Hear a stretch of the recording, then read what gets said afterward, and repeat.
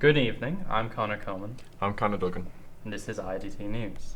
This Christmas is estimated to be the most costly for consumers in a decade. Based on analysis of the Central Statistics latest data, it is estimated that the cost of Christmas for consumers has reached the highest than ever before in the last decade. Past and is now set to reach the heights of the Celtic Tiger. While many businesses are hopeful of making significant profits over the next few weeks, consumers are expected to spend significantly to celebrate Christmas. Consumer price data shows that there has been a steady rise in inflation over the course of the past decades, which caused the current cost of living to be now on par with a few weeks before the 2008 crash.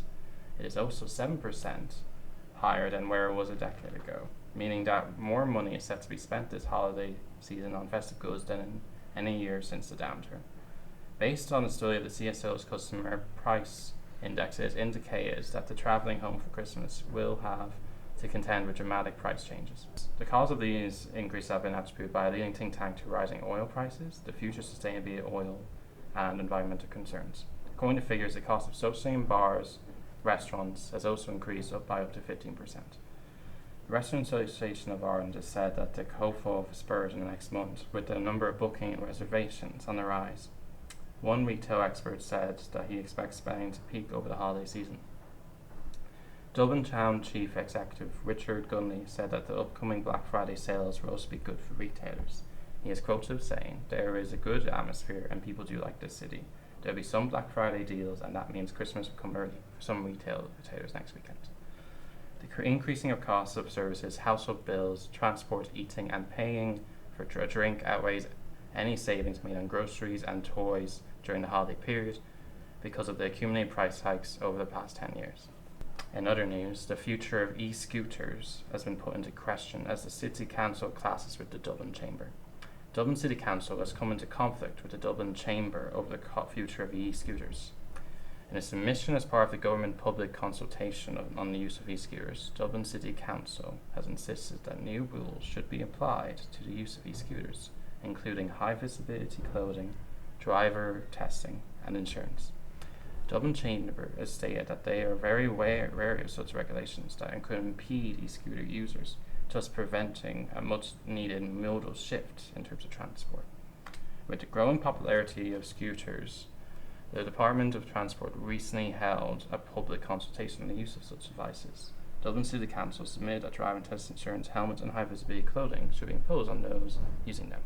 Dublin Chambers has stated, in response to Dublin City Council's consultation, that if smart city solutions such as e-scooters are to be held back by laws that predate the possibility of their existence, it sets a negative precedent for those embracing opportunities presented by the new technologies to fight to reduce emissions. Dublin Chamber also argued that Dublin has some of the worst traffic congestion in the world and that any public transport planning should include provision to optimize the potential of smart solutions like e-scooter technology. While the Dublin Chambers has stated they are in favour of some regulations being implemented regarding protective and high visibility clothing, the Dublin Chamber is not in favour of imposing insurance or road tax on e-scooters, as it could become a prohibitive cost that negatively affects e-scooter users, as it could have a negative impact on their popularity, resulting in pullback on their use and discourage any modal shift. Thank you, Conor. Taoiseach Cleo Varadkar spent less than an hour canvassing with Fine Gael's controversial Dáil hopeful Verona Murphy in Wexford on Monday afternoon. Verona Murphy, who was drawn into a major controversy last week over comments repeatedly linking migrants to ISIL, a terrorist group in Iraq previously known as ISIS. As he was leaving town, Leo Varadkar was heckled by a man with an English accent outside an Intrio office. A load of homeless people over there underneath the bridge. Want to go see them, the man, who did not give his name, shouted. Varadkar ignored the man and got into his municipal car and returned to the Dáil after only canvassing for 40 minutes and did not take questions from the media. Leo Varadkar is the head of the Dáil, so one would assume he would have better things to do than go canvassing with a fellow party member. In an interview with BBC's Newsnight, Emily Matalis, the Duke of York, Prince Andrew, has given details about his relationship with the late convicted sex offender Jeffrey Epstein and addressed allegations about sex with a teenage girl. The Duke said that the day on which Miss Free's allegations are said to have happened, 10th of March 2001, he was not in London but at home with the children. He said he had taken his eldest daughter, Princess Beatrice, to a party at the Pizza Express restaurant in Woking at about 4 or 5 p.m. Since the interview, Prince Andrew has had his allowance revoked by the Queen, had his birthday cancelled by the Queen, and has cancelled several trips and other events in which he would have been a representative for the royal family. In international news, protesters in Hong Kong staged a daring breakout from a university besieged by police last Thursday night as parents pleaded with authorities to spare the children, as some were still high school age, who remained inside. The escape came as police said Hong Kong's Polytechnic University had turned into a powder keg, and student leaders accused authorities of creating a humanitarian crisis in the college. Yesterday, Wu Chi-wei, leader of the city's largest pro-democracy party, said that the bloc swept nearly 90% of 452 district council seats, which will help take it to an unprecedented control of 17 out of the 18 district councils. In other news, concentration camps, most commonly associated with the Holocaust, but also European colonialism and Japanese imperialism, are becoming more prevalent. Concentration camps considered the most evil thing done by humans, so much so that during the trials for the Holocaust, most members who orchestrated it either killed themselves or were executed immediately after the trial. In China, 1 million Muslim Uyghurs have been detained in concentration camps, with reports now being released of brainwashing in the camps. In the US, currently 52,000 immigrants have been placed in detention centres where they are crowded into cages and provided little facilities normally required with such places. Children are then separated from their parents and placed into separate detention centres where they will no longer have contact with their parents, or in some cases adopted by US citizens. On a lighter note, we move on to Emily Dover for entertainment news. I'm Emily Dover here with your biggest entertainment headlines of this month. Let's start off with the Grammy 2020 nominations. Earlier this year, Billboard.com predicted that Billie Eilish and Lizzo would dominate the nomination list, and this prediction has come true.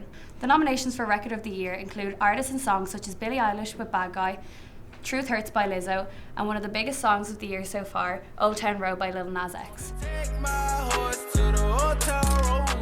Ariana Grande has also received 5 nominations this year following her win for Best Pop Vocal Album of last year with Sweetener, while Taylor Swift is the only artist listed as a lone songwriter on the Song of the Year nominations.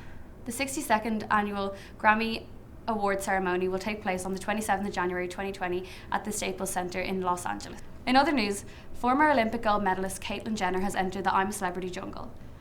The famous athlete who was married to Kris Jenner has now made a career for herself as a television personality and a model. She is reportedly getting $500,000 for taking part in this year's lineup, and when speaking about doing this show, Jenner said, "Dealing with other people is by far the hardest thing. It's much more difficult than dealing with the most poisonous snakes in the world. That's easy, just stay away from them."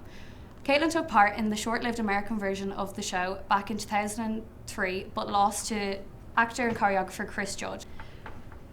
Last time I did this with a bunch of people from the States who I knew of. This time it's a bunch of people from the UK who I potentially won't know. Jenner hopes to win over British crowds by saying, "I hope the UK loves me. I will go into the jungle with a good attitude and good sense of humour. We wish her the best of luck and can't wait to see her in action." Finally, the long-awaited sequel of the 2013 film Frozen has just been released. Its star-studded cast consisting of Kristen Bell, Idina Menzel, Jonathan Groff and Josh Gad return to their voice acting roles for Frozen 2, where we see Elsa the Snow Queen and her sister Anna embark on an adventure far away from the kingdom of Arendelle. We have always feared Elsa's powers were too much for this world. Now we must hope. They are enough.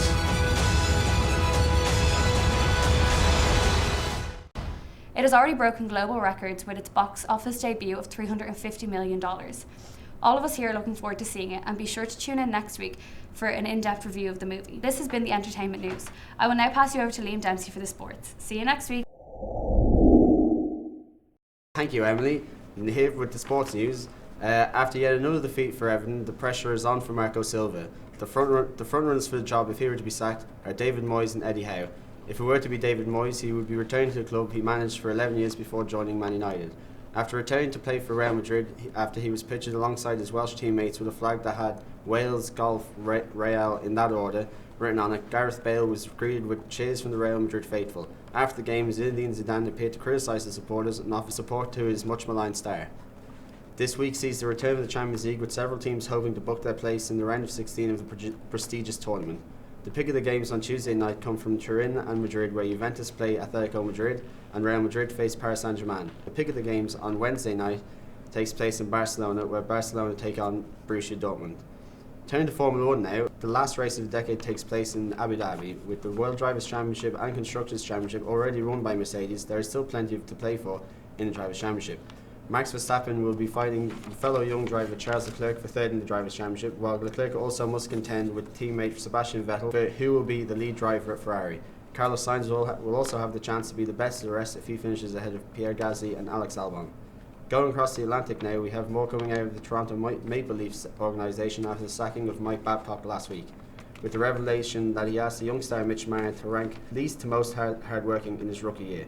This is not the first time Babcock has risked losing the dressing room. After it emerged he didn't play Mike Modano for 10 games, so he wouldn't be able to get to play 1,500 games in his last season at Detroit Red Wings. Now back to Connor in the studio. Thank you, Liam, and thank to all of you at home. Tune in next week for our hour-long special on Brexit.